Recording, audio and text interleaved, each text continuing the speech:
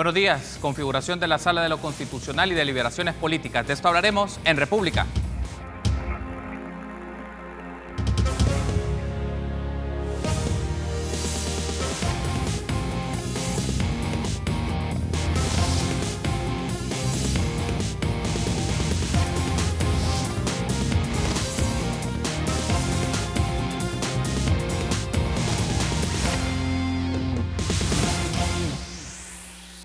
Muy buenos días, qué gusto que nos acompañe en una nueva edición de República. Les saluda Carlos Monterrosa, es un agrado que me acompañe por la mañana de este miércoles 26 de septiembre del año 2018 para seguir discutiendo uno de los temas que ha estado y estará, mientras no se tome decisiones, en agenda política, en agenda de medios de comunicación, que es la toma de decisiones sobre la configuración de la Sala de lo Constitucional. Ya tenemos más de 70 días en el cual no se ha hecho efectiva la toma de decisión de los diputados y diputadas de la Asamblea Legislativa para conformar dicho tribunal jurisdiccional en el campo de lo constitucional. Y entonces hablaremos de esto, de esta configuración de la Sala de lo Constitucional, pero también las deliberaciones políticas alrededor de otro tema y cómo se trasladan o cómo se hacen traslapes más bien con otras decisiones políticas que se van a estar generando respecto a la Fiscalía General de la República y otras decisiones también que se toman en el seno de la Asamblea Legislativa, como el presupuesto general del Estado para el año 2019. Y es un gusto para mí recibir a Ulises Rivas, abogado y representante de la Asociación de Juristas de El Salvador, y también recibo a Óscar Canjura, abogado y también representante de la Asociación de Juristas de El Salvador. Buenos días, caballeros, bienvenidos a República. Bienvenido, Ulises. Muchas gracias, buenos días y a la orden. Gracias por tomar la invitación. Óscar, buenos días, bienvenido. Buenos días, Carlos, y agradecer la invitación a producción y a ti por estar acá en este programa. Gracias por tomar la invitación y estar conmigo temprano por la mañana. En esta primera parte del programa del miércoles queremos escuchar su postura sobre cómo se están tomando estas decisiones, o por lo menos, más que tomar la decisión, qué deliberación y qué análisis se puede hacer de estos acercamientos y posturas que han estado cambiando de algunos grupos parlamentarios sobre los perfiles de magistrados y magistradas a la Corte Suprema de Justicia, efectivamente a la Sala de lo Constitucional. Me gustaría que iniciemos con esto, Ulises. Más de 2 meses que la Sala de lo Constitucional no está conformada. Hace unos días los partidos que constituyen la alianza presidencial Arena, PCN y PDC comunicaron una nueva propuesta. Por otra parte, Gana y el FMLN mantienen sus posiciones y sus respaldos. Además, Juan José Martel y Leonardo Bonilla también han divulgado su posición. Para tener como un preámbulo, en función de esto, le consulto, Ulises, ¿qué variables definen este retraso y qué implicaciones pueden llevar esto más días? Mire, yo creo que hay que ser un poco honestos y sinceros en vertir opiniones, ¿no? Y también responsables.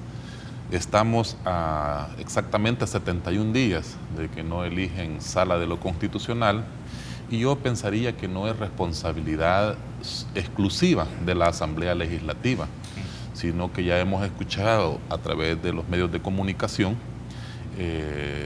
las posturas y las opiniones de algunos diputados, ¿no? Donde dicen de que ya han informado a la población que también bufet o gremios de abogados, ¿verdad?, que les interesa tener a sus amigos en la Sala de lo Constitucional, han estado presionando fuertemente.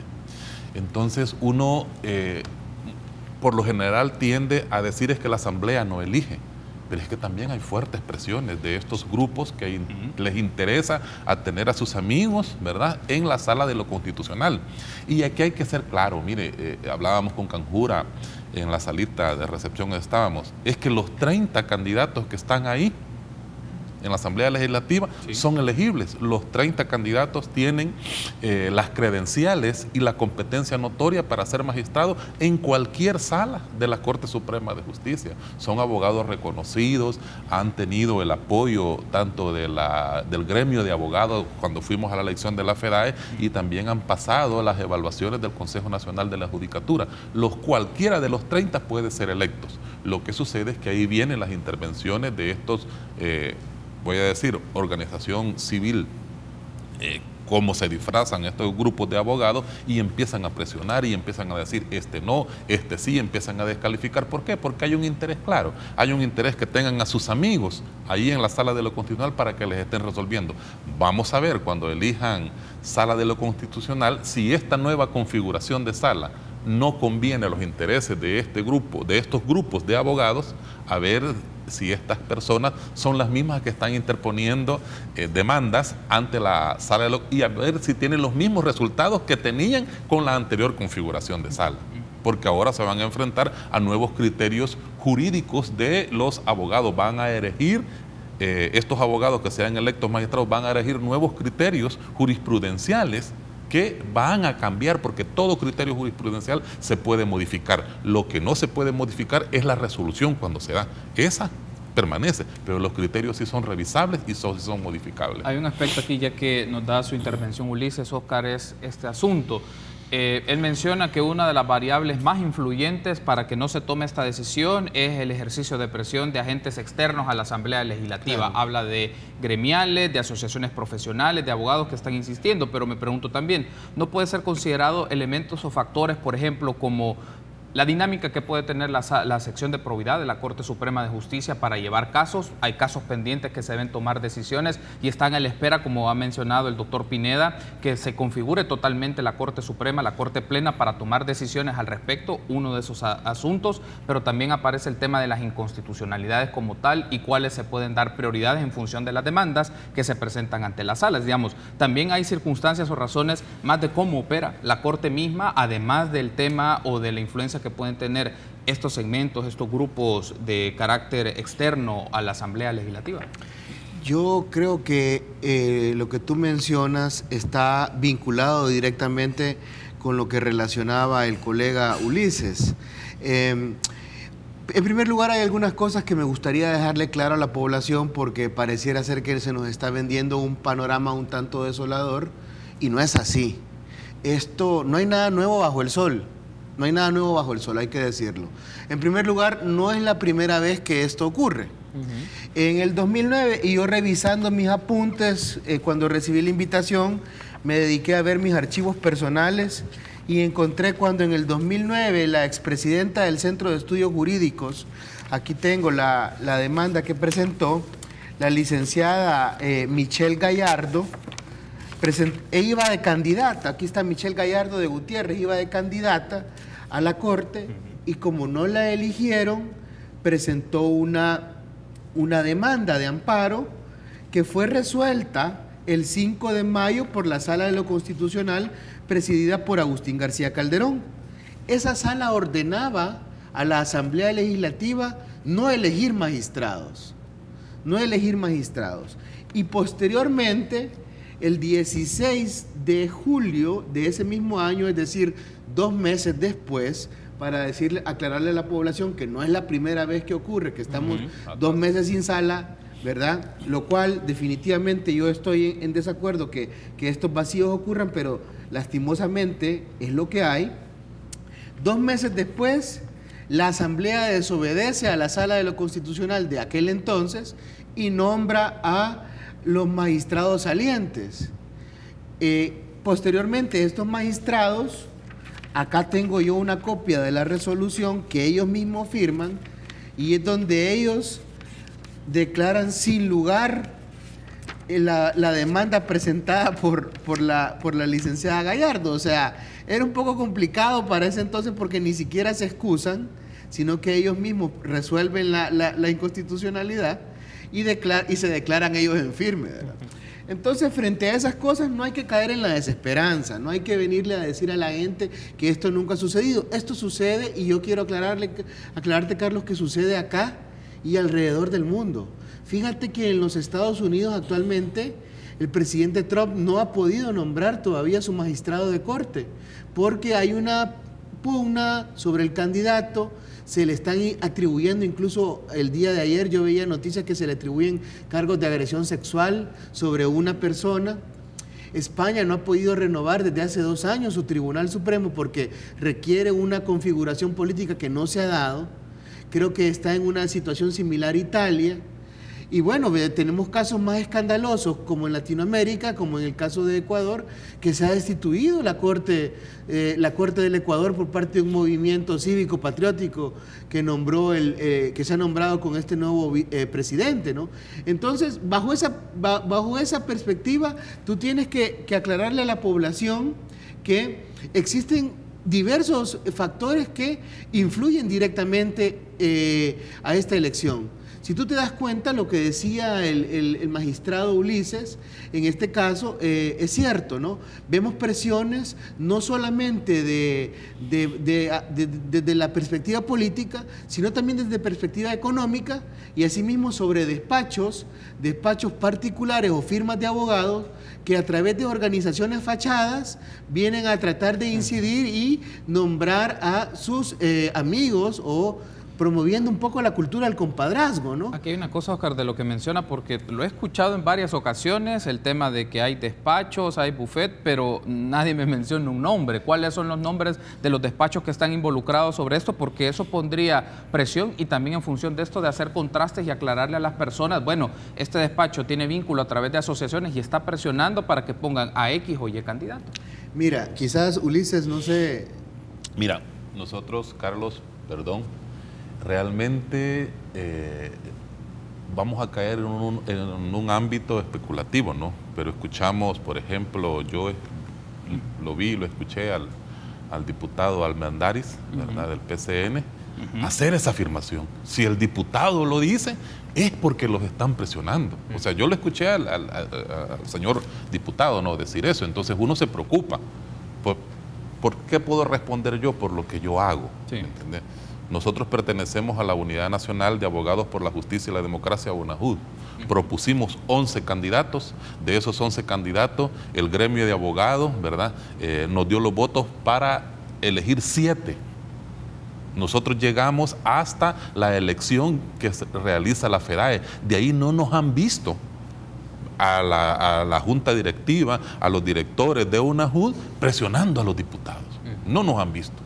Hay otros gremios de abogados que sí lo han hecho, ¿no? Y los mismos diputados lo han mencionado. Entonces el pueblo salvadoreño debe de tomar nota de eso, de quiénes son las personas que están haciendo ese tipo de presiones. Hay un aspecto aquí, Oscar, antes de irme a la pausa, solo lo pongo acá y para que pueda desarrollarse en el otro bloque también lo ampliamos, pero me mencionaba el factor tiempo, que el factor tiempo no solamente es un asunto del Salvador, en otros lugares de América Latina y del mundo se lleva un retraso, pero eso justifica esa toma de decisión. ¿Por qué? Porque también escucho aquí contrastes, por ejemplo, hay personas que no pueden ampararse ante una sala de lo constitucional o, por ejemplo, las audiencias de seguimiento ante sentencias que brindó la sala anterior y que vulnera el acceso a la justicia. Entonces, ¿cómo también se puede considerar este elemento como un factor para que los tomadores de decisión, en este caso los diputados y diputadas, puedan poner en relieve este punto para llegar a una decisión más clara? Porque al final hay un peso importante sobre las demandas y las que se pueden ir acumulando en la sala de lo constitucional en función de denuncias y demandas establecidas.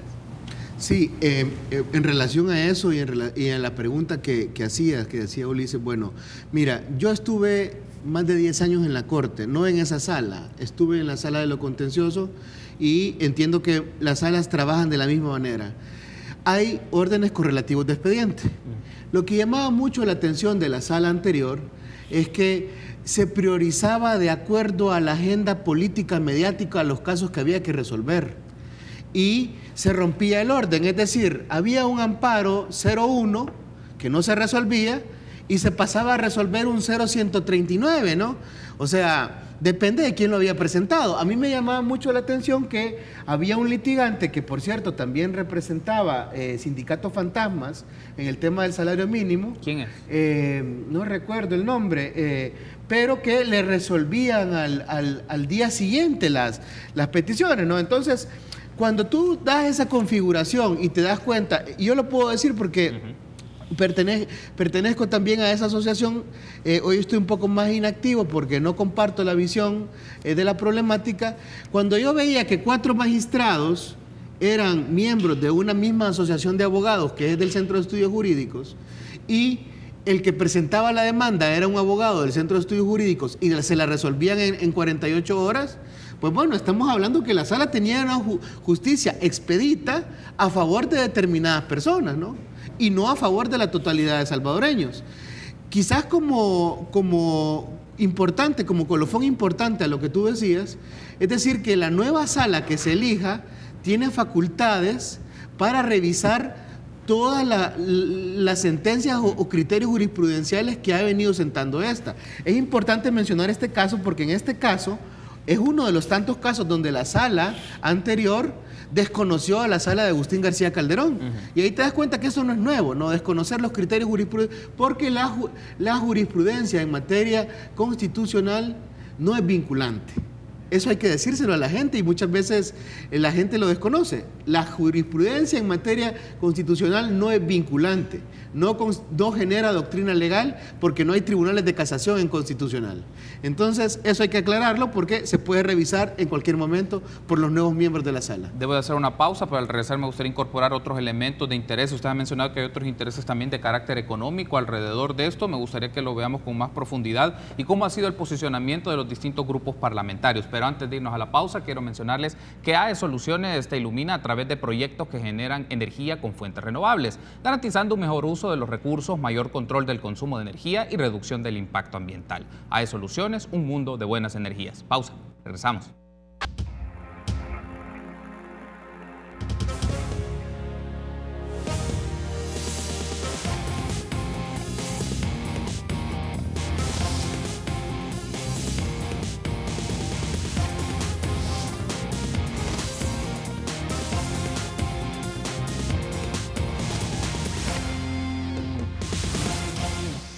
Gracias por ser junto a nosotros en República. Continuamos platicando un poco de la configuración de la Sala de lo Constitucional y las deliberaciones políticas. Están conmigo Ulises Rivas y Oscar Canjura, abogados y representantes de la Asociación de Juristas de El Salvador. Ahora, me gustaría aprovechar y pedirle a producción si nos puede poner un extracto de la entrevista que tuvimos hace unos días con Eduardo Cader, que es presidente de la ASI. A él le preguntaba, por ejemplo, ¿qué garantiza un carácter independiente de un magistrado en la Corte Suprema de Justicia y específicamente en la Sala de lo Constitucional? Esto fue lo que nos respondió.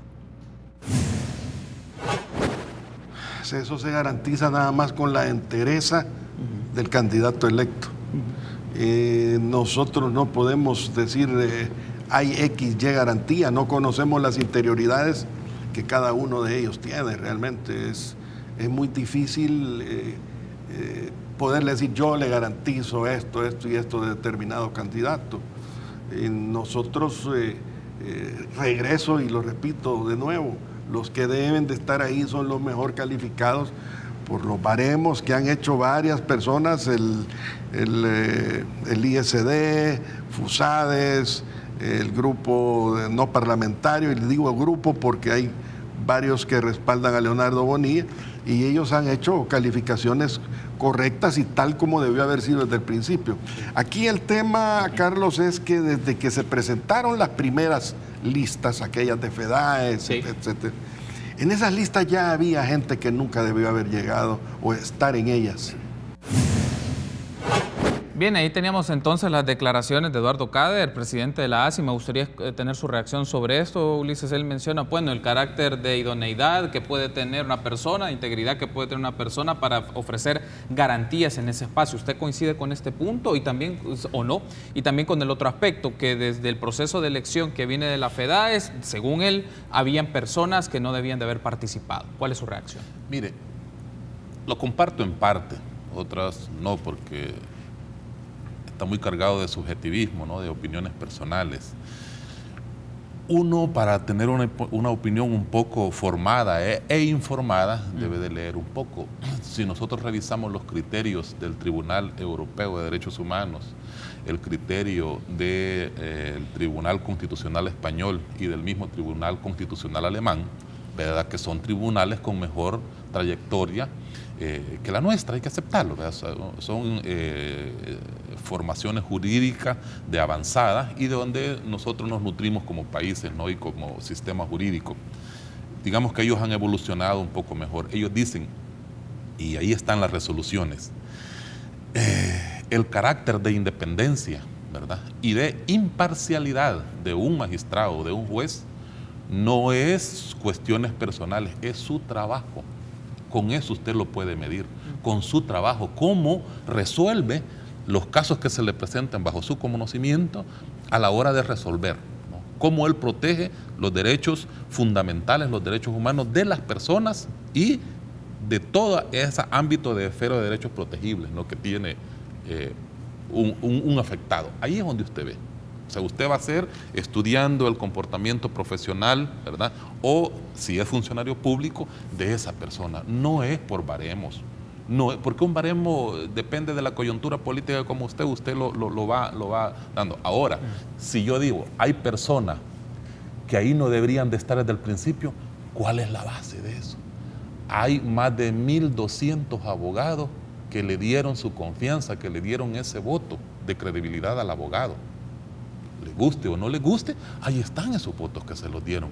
Y en el gremio de abogados realmente somos muy celosos y quizás hasta un poco, digamos, existen esas rivalidades, ¿no?, entre los profesionales del derecho, y para que le dé un voto de confianza a otro abogado es bien difícil. Entonces, yo no estoy casado con baremos, no, hombre, mire, estudiemos la trayectoria profesional y no es lo mismo, ¿verdad?, la acreditación académica que las competencias notorias. Una persona puede ser que solo tenga una licenciatura, pero el desarrollo de su trabajo o de sus funciones lo hace mejor que el más preparado académicamente. Y hay muchas personas preparadas académicamente que son brillantes y hay otros que no. A mí me puede presentar alguna persona, mire, 4, 5, 6 maestrías, pero a la hora de que me analice un caso, cuando uno la lee, uno dice, aquí faltó algo, aquí se equivocó. Y eso es normal porque somos humanos. Entonces, la independencia y la imparcialidad, ya hay jurisprudencia del Tribunal Europeo de Derechos Humanos, el Tribunal Constitucional Español, el Tribunal Constitucional Alemán, que dicen, hombre, es su trabajo, eso es lo que tiene que evaluarse. Entonces, ponerse a opinar por colegas abogados que tal vez no conocemos, solo porque nos han dado referencia, creo que está equivocado. Creo que es una equivocación esa, porque merecen el respeto los 30 colegas abogados que están ahí en la Asamblea Legislativa como elegibles. Los 30 merecen nuestro respeto como abogados. Y si no, dejamos de ser gremialistas y nos convertimos en mercenarios de los intereses que nosotros estamos defendiendo. Debemos de defender a los abogados primero. Hay un asunto aquí que ha mencionado Ulises y quisiera preguntarle sobre esto, Oscar. Bueno, en ese caso, algo que es importante observar es la hoja de vida a nivel profesional. En qué cargos han estado cada una de estas personas y las decisiones que han tomado en eso. Si han estado en el sector público o algunos que vienen del sector privado o en el ejercicio libre de la profesión como tal. Pero la pregunta es, en el proceso de entrevistas y en la dinámica de las entrevistas no fue uno de los aspectos que necesariamente fue abordado por los diputados y diputadas, ni tampoco en las deliberaciones que escuchamos de la sesión de la Comisión Política de la Asamblea Legislativa no han aparecido estos puntos. ¿Por qué considera usted que el tema del perfil profesional y la capacidad de tomar decisiones ante escenarios y mostrar esa competencia no ha sido uno de los elementos, sino que lo que estamos observando por las declaraciones que brindan distintos grupos parlamentarios es que unos quieren, por ejemplo, que exista equilibrio y diversidad de las corrientes de pensamiento, otros insisten de que son los mejores evaluados en función de baremos que realizaron instituciones y organizaciones? Acá yo creo que, bueno, en primer lugar, aclararte que el nombre de la asociación es Asociación Americana de Juristas. Okay. Y es una asociación de carácter internacional. Nosotros estamos por la rama El Salvador, que tiene representación consultiva ante la ONU. Entonces, esa es la diferencia, porque la Asociación Americana de Juristas, esta es una filial de El Salvador únicamente. Es un capítulo. Sí. Recientemente nosotros tuvimos la visita de la Corte Interamericana de Derechos Humanos y nos acompañó el magistrado Eugenio Raúl Zaffaroni. Eugenio Raúl Zaffaroni es también miembro de la Asociación Americana de Juristas, rama argentina, obviamente por su nacionalidad, y él nos comentaba, mira, estamos hablando de la conformación de un tribunal colegiado al hablar de Sala de lo Constitucional. La única manera de garantizar la imparcialidad de un tribunal, en un tribunal colegiado es a través del pluralismo ideológico. Si no hay pluralismo ideológico, no podemos hablar de imparcialidad, porque si yo coloco 4 jueces o 4 magistrados que piensan de la misma manera, yo estoy decantando la justicia hacia un lado. 4 jueces o 4 magistrados que forman parte de una misma asociación o se identifican con una misma gremial, obviamente van a resolver inequívocamente en un mismo sentido, y no es eso lo que se busca. Ayer yo veía que un colega en redes sociales, que se hace llamar gremialista, mencionaba que este mecanismo ya está agotado y que la Asamblea Legislativa ha demostrado incapacidad para elegir magistrados. Yo estoy completamente en desacuerdo de esa afirmación. Para mí todavía el filtro parlamentario es importante, porque acá lo que se está hablando es de una lucha de hegemonía de pensamiento o de intereses que buscan colocar magistrados afines a ellos. En ese sentido, si se ha retrasado, yo espero que ese retraso sea para bien, y es porque no se ha logrado imponer una misma corriente de pensamiento que defina que todos van a ser estos los que yo quiero, ¿no? Eso atenta contra la democracia, definitivamente atenta contra la democracia, y yo creo que en una sociedad en la cual se percibe un espíritu democrático, tenemos que caber todos los que tenemos diferentes visiones de pensamiento jurídico, político, y asimismo con una cosmovisión de ideologías que nos permitan llegar a un desarrollo dialéctico de la jurisprudencia en nuestro país. Me decía una amiga acá en redes sociales, la ex magistrada y magistrada de Cámara, Rosa María, me dice: la jurisprudencia en materia constitucional es mutable. Es correcto, es mutable, y yo y comparto yo esa visión, porque lo que está escrito en derecho lo que se dice en derecho no puede estar escrito en piedra, definitivamente. La sala anterior hizo cosas buenas, pero sí también hizo algunas cosas para mí que no pueden ser catalogadas de esa misma manera. Dejar el caso del Citrams, el caso del magistrado Ulises Rivas, con medida cautelar, a mí me parece irresponsable, ¿no? Irresponsable. Y tristemente la sala anterior es la única sala que pasa a la historia de este país como la única sala que después de los acuerdos de paz ha sido condenada en materia de derechos humanos por violar derechos humanos de índole político a los ciudadanos de la República. Eso fue una resolución que emitió el ex procurador para la defensa de los derechos humanos, David Morales, el doctor David Morales, que yo a mi juicio la comparto, ¿no? Porque pareciera ser que se maneja un discurso técnico, y tras ese velo de tecnicismo se quiere obviar intereses políticos. Mira, todo juez, desde el juez de paz, el juez de lo civil, el juez de familia, el juez de lo mercantil y el juez ahora de lo contencioso administrativo, cada sentencia que emiten es un acto político. No es un acto político partidario, sino que es un acto político porque está dotado de imperio, que el Estado, el poder del Estado, se les delega a los juzgadores para impartir justicia. Así que esos jueces que se dicen llamar a políticos, yo creo que son los menos adecuados para poder estar ostentando una judicatura. Debo de hacer una pausa. Me gustaría que en el último bloque veamos un poco la lectura de los perfiles que están en discusión en este momento, están sobre la mesa, pero también cómo se traslapa con el calendario electoral y también con el proceso de elección de la Fiscalía General de la República. Regresamos.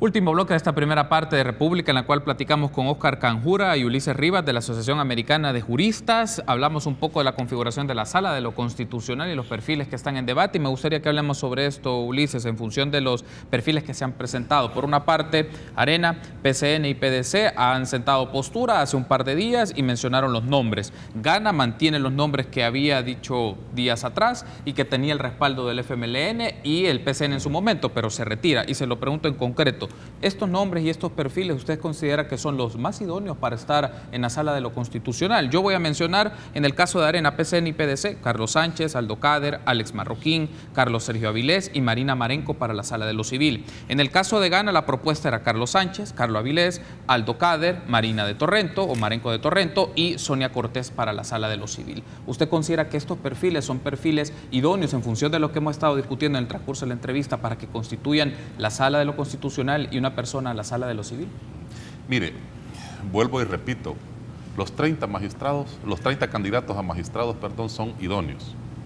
Que ahora que por su trayectoria salgan más mencionados los colegas que usted tiene en su lista, pues es lógico, ¿no? Pero fíjese que hay gente ahí muy valiosa. ¿Cómo no va a ser un candidato idóneo el ex rector de la universidad, el ex decano, perdón, de la Facultad de Jurisprudencia y Ciencias Sociales de la Universidad de El Salvador, el doctor Humberto Morales, que ha formado generaciones de colegas y está aprobada su calidad docente. ¿Cómo no va a ser una persona apta para ser magistrado el licenciado David Omar Molina, que ha formado igual generaciones de abogados, o el licenciado Narciso Granado, que en Oriente es de gran estima, en todo Oriente, al licenciado Granado él se somete a cualquier elección y él la gana, en todo el Oriente del país. Entonces, ¿cómo estas personas son los que yo conozco, no? Lastimosamente al licenciado o doctor Aldo Cader yo no lo conozco, ¿verdad? Sé por su trayectoria académica, pero igual si lo están proponiendo, o la misma Sonia de Madrid, yo la he saludado y una persona se parece una persona muy amable, ¿verdad? Que cae bien cuando uno la saluda, pero bueno, no le conozco su trayectoria profesional, y si está ahí es porque méritos tiene. Entonces, para mí los 30 candidatos son idóneos. Ahora, ya las preferencias políticas de los señores diputados con referencia a los candidatos que están proponiendo, bueno, esa ya es cuestión del partido político o la fracción legislativa que los propone, ¿no? Porque alguien se lo recomienda, porque alguien lo conoce, porque conocen de su trabajo como abogado o como funcionario público del país. Entonces, pero vuelvo e insisto, todos los candidatos que están ahí, hay un candidato, fíjese, que a mí me da lástima cuando mismos personas, colegas que se dicen gremialistas, atacan y dicen, igual, dicen, hay unas personas que no deberían de estar. Al primero que atacaron era un candidato, que yo lo estimo mucho, Harold, que dijeron que él no debía estar en la lista porque es secretario de un tribunal de pueblo. Peyorativamente así lo dijeron, ¿verdad? Entonces yo digo, bueno, es que Harold es una persona que no tiene ningún impedimento para hacerlo. Él es un secretario de un tribunal, pero además tiene maestrías, tiene posgrado. Entonces, ¿por qué nos ponemos a atacar entre colegas? Ya parecemos, disculpen, ya parecemos políticos en campaña, ¿no? Desacreditando a los colegas. Cada uno tiene sus... No, o sea, los abogados no nos podemos comportar porque es distinto la elección de un funcionario público por elección popular a un funcionario de segundo grado como son los magistrados de Corte Suprema de Justicia. Debemos de valorar las calidades profesionales de la gente y no desacreditar, porque si están desacreditando a un candidato, a 2 o 3 candidatos, es porque tienen intereses en otros candidatos y todos reúnen las condiciones. Los colegas abogados no nos deberíamos de comportar así desacreditando personas. Hay otro asunto que quiero consultarle, Oscar, porque me ha llegado un tuit de Manuel Escalante. Manuel Escalante trabaja en el IDUCA y pregunta... Le tengo mucha estima, y pregunta lo siguiente: ¿hay una diferencia entre la corriente de pensamiento jurídico y la postura ideológica? ¿Qué exige la Constitución Nacional? Pregunta Manuel. ¿De qué están hablando los diputados? Es decir, por lo expuesto por los invitados no queda claro. Es la pregunta que hace Manuel Escalante. Si hay una diferencia entre la corriente de pensamiento jurídico y la postura ideológica de aspirantes y de magistrados, eventualmente, o magistradas que constituyen el Tribunal Constitucional. Bueno, saludos, Manuel, mi estima para ti, un saludo también a los compañeros del IDUCA. En ese sentido, creo que la pregunta de Manuel se queda un poco corta, porque me dice si hay diferencia con la posición ideológica, pero ¿ideológica de qué? ¿Ideológica política? ¿Ideológica jurídica? Porque cada escuela jurídica contiene una corriente ideológica de pensamiento jurídico. No es excluyente, por el contrario, es vinculante. Ahora bien, si Manuel, reorientando la pregunta, porque me la hizo muy vaga, si se refiere a una ideología política, yo creería que a lo largo de la historia hemos visto que las corrientes del pensamiento jurídico han estado enlazadas con las corrientes de pensamiento ideológico político. Esto lo podemos ver en los juristas alemanes. En el caso de Kelsen y de Carl Schmitt, vemos cómo ellos, durante la etapa del régimen nazi, empiezan a promover reformas constitucionales que contenían o llevaban implícito el contenido de la ideología nazi, para poder legitimar a través de sentencias y jurisprudencia todo lo que el Tercer Reich estaba realizando en la Alemania de aquel entonces. Kelsen después se va al exilio, se pelea con Carl Schmitt y termina y muere en Washington, ¿verdad? Pero esa es otra historia. Sin embargo, no podemos apartar del derecho lo que es la corriente política o la ideología política, porque digamos que conceptualmente hablando, las ciencias políticas es la administración del poder, estudia la administración del poder, y las ciencias jurídicas estudia la forma normativa del poder, es decir, cómo se va articulando el poder a través de la norma legal. Entonces, la pregunta de Manuel, yo creo que en ese sentido podría responderla.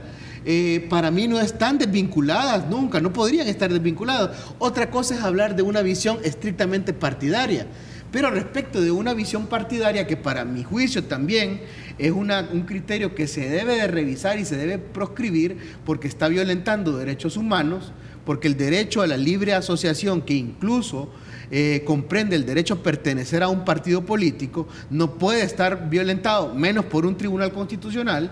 Yo creo que desde ese punto de vista hay que aclararle a la teleaudiencia que sí es revisable, pero asimismo es importante hacer ver que hay otros mecanismos. Si por ejemplo hay un caso que le vincula a un partido que se asocia a un magistrado, pues sencillamente hay mecanismos que la misma ley flanquea, como es la recusación.